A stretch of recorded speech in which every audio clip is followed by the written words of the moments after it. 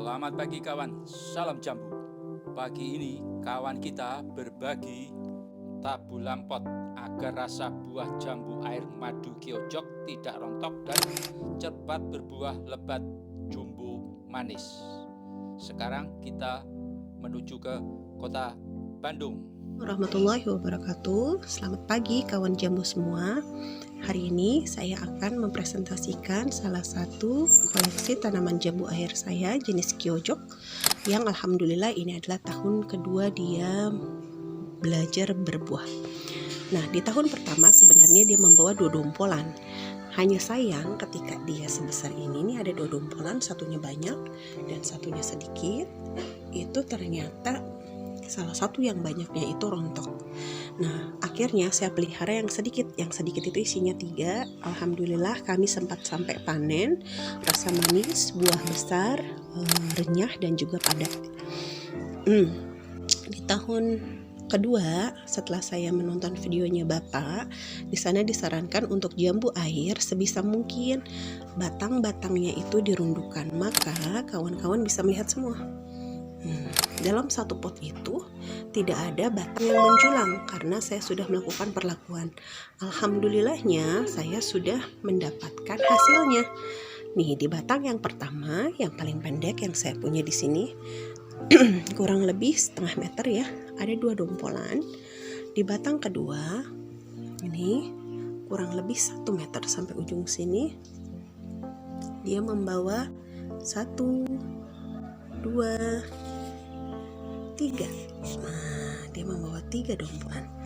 Dan yang batang yang paling panjang kurang lebih 2 meter dari batang sini sampai ke ujung sini. Dia membawa 3. Yang pertama ini masih calon ya. Ini 1, 2, 3, 4 dan 5 di ujung. Walaupun sebenarnya secara teori mungkin yang paling ujung ini sebenarnya agak kurang bagus nanti ya, tapi tidak apa-apa, saya akan lakukan penjarangan nanti. Nah, mungkin itu. Dan yang paling ujung 1 buah. Memang pohonnya batangnya pendek. Nah, yang ingin saya tanyakan ke Bapak, bagaimana caranya ketika misal bonggol-bonggol calon bunga ini nanti mekar dan mengeluarkan bulunya sudah rontok, kan kita harus melakukan perawatan secara berkala. Namun gimana caranya agar tidak merusak yang masih kecil-kecil ini? Nih, masih kecil-kecil, atau misalnya nanti tiba-tiba keluar gitu ya calon-calon lain. Di satu sisi saya ingin memberikan pupuk ini optimal tapi tidak mengganggu pertumbuhan calon buah yang baru muncul. Nah, yang kedua pun sama, seminggu ketika kita ingin panen saya yakin yang bunga-bunga yang paling besar ini dengan bunga yang kecil agak jauh jaraknya. Nah, di satu sisi saya ingin buah itu manis, tapi di satu sisi lain apabila kita tidak melakukan penyiraman secara berkala, ini akan rontok gitu kan, kalau tidak salah seperti itu teorinya. Nah, bagaimana ya mengatasi dilema tersebut? Terima kasih. Salam jambu dari Bandung. Dan 5 di ujung. Walaupun sebenarnya secara teori mungkin yang paling ujung ini sebenarnya agak kurang bagus nanti ya, tapi tidak apa-apa, saya akan lakukan penjarangan nanti. Buah yang akan dipanen ada di ujung tangkai ini, buahnya tidak besar dibanding tangkai yang ada di sebelah kiri. Jika tangkainya semakin besar, buahnya juga akan semakin besar. Nah, kawan coba bandingkan setiap panen buah yang di ujung tangkai ini dengan yang ada di tangkai sebelah kirinya. Dan buah akan semakin besar jika dilakukan penjarangan bunga sejak akan kurang lebih 3 atau 4 hari akan mekar. Bunga sudah besar, kita kurangi bunganya. Coba kawan, dicoba isi 1 dompol, isi 1, isi 3, isi 5, dan maksimal 1 dompol isi 7. Nah, video cara penjarangan yang ini, kawan bisa melihat cara penjarangannya, dan kawan akan bisa membandingkan pada saat panen buah sebaiknya satu dompol isi berapakah yang paling ideal, dan itu semua selera masing-masing kawan. Bagaimana caranya ketika misal bonggol-bonggol calon bunga ini nanti mekar dan mengeluarkan bulunya sudah rontok, kan kita harus melakukan perawatan secara berkala. Namun gimana caranya agar tidak merusak yang masih kecil-kecil ini nih, masih kecil-kecil, atau misalnya nanti tiba-tiba keluar gitu ya calon-calon lain. Di satu sisi saya ingin memberikan pupuk ini optimal, tapi tidak mengganggu pertumbuhan calon buah yang baru muncul. Untuk menghasilkan buah berukuran jumbo, manis dan renyah, tentunya dibantu semprot ya.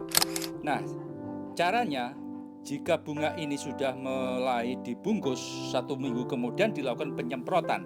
Sedangkan di tangkai lain masih ada bunga yang besar yang belum dibungkus, bunga yang sedang maupun imut. Jika itu terkena semprot, maka bunganya yang masih belum dibungkus itu pasti akan rontok, karena sifatnya pupuk itu yang kita semprot adalah panas. Nah, cara mensiasati, cara yang saya lakukan itu adalah buah yang sudah dibungkus ini 1 minggu kemudian kita semprot, dan di sebelahnya ada bunga yang masih sedang, besar maupun imut yang belum dibungkus, maka ketiga jenis bunga itu saya lakukan pembungkusan dengan tas kresek ya. Tapi ini harus ekstra hati-hati ya, dengan yang besar jangan sampai terkena bunganya ya, nanti akan potes bunganya. Makanya pemasangan tas kresek ini harus ekstra hati-hati. Setelah dibungkus dengan baik, tidak ada celah lubang, maka dilakukan penyemprotan yang ada buah yang sudah kita bungkus di bawah daun. Nah, 1 jam kemudian tentunya yang kita semprot itu sudah kering, maka bunga-bunga itu yang kita bungkus dengan tas kresek itu kita buka kembali, dan seterusnya setiap minggu kita lakukan dengan cara itu. Akan tetapi jika kawan tidak berani melakukan seperti itu ya, ini memang butuh ekstra hati-hati dan sabar ya.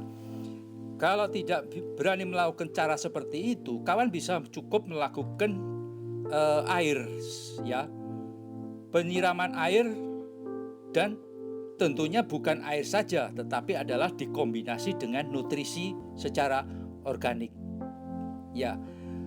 Yang terbaik adalah sebenarnya adalah dengan sistem irigasi tetes. Nah, kawan bisa mencoba melakukan cara irigasi tetes ya. Berikutnya akan saya buatkan adalah cara pembuatan tabung irigasi tetes yang secara sederhana, dan itu adalah cara yang terbaik ya, dengan irigasi tetes sejak pukul 4 sore hingga pukul 7 pagi. Seminggu ketika kita ingin panen, saya yakin yang bunga-bunga yang paling besar ini dengan bunga yang kecil agak jauh jaraknya. Nah, di satu sisi saya ingin buah itu manis, tapi di satu sisi lain apabila kita tidak melakukan penyiraman secara berkala, ini akan rontok gitu kan, kalau tidak salah seperti itu teorinya. Nah, bagaimana ya mengatasi dilema tersebut? Nah, memang benar, jika bunga tidak rontok, itu adalah salah satunya harus siram pagi dan sore. Kemudian 1 minggu 2 kali siram monokalium fosfat 1 sendok teh rata ditambah air 5 liter ya.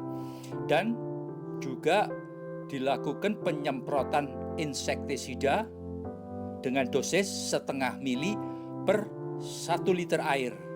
Tujuannya penyemprotan insektisida agar buah tidak burik, kemudian akan terjadi namanya kutu putih, dan dia akan menyerang tangkai, akan terjadi rontok. Ya. Kalau fungisida itu adalah tergantung situasi ya. Kalau terjadi hujan itu perlu ya. Dan itu adalah caranya supaya tidak terjadi rontok. Nah, sekarang akan menjadi pertanyaannya adalah Jika buah ini sudah dibungkus, kemudian di tangkai lain masih ada bunga yang sedang ukurannya besar, ukuran sedang maupun yang imut, dan diperkirakan akan bakal muncul bunga. Nah, kelebihannya jika kita melakukan anti rotok dengan penyiraman monokalium fosfat 1 minggu 2 kali dengan dosis yang kecil itu, maka akan terjadi bunga akan muncul di cabang-cabang tangkai-tangkai yang lain. Nah, salah satu caranya tentunya dengan cara penyemprotan dengan cara yang saya sebutkan di pertanyaan jawaban yang pertama sebelum ini, dan air tetap dilanjut pagi dan sore sejak buah mulai dibungkus dan hingga panen. Akan tetapi kita harus melakukan penyiraman air dicampur dengan kombinasi adalah nutrisi organik. Nah, ini videonya, cara pembuatannya ada 3 video. Caranya adalah untuk skala kebun dengan jumlah buah pohon yang banyak, maupun skala hobi. Untuk yang baru video sebelum ini saya buatkan POC. Nah, kawan bisa melihatnya. Nah, itu memang salah satu cara ya, harus kita lakukan seperti itu.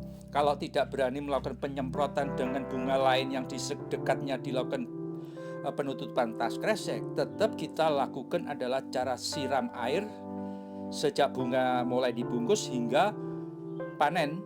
Tetapi airnya harus dikombinasi dengan nutrisi organik, dan yang saya lakukan juga perlu ditambah adalah dengan media tanam di atas pot itu ditabur adalah pupuk kandang. Kira-kira seukuran misal 100 liter, bisa ditambah adalah seukuran susu kaleng manis ya, kaleng susu kental manis itu, kira-kira kurang lebih seperti itu ya. Tapi pupuk kandangnya tentunya harus fermentasi baik. Jadi adalah menghasilkan buah dengan rasa renyah, manis, dan jumbo. Biangnya hanya satu, dengan secara nutrisi organik ya. Nah, itulah kawan tipsnya dan cara-cara supaya merawat sejak bunga muncul tidak serempak, supaya tidak rontok, dan pada saat panen menghasilkan buah yang lebat, jumbo, dan manis. Oke kawan, ketemu video berikutnya. Salam jambu.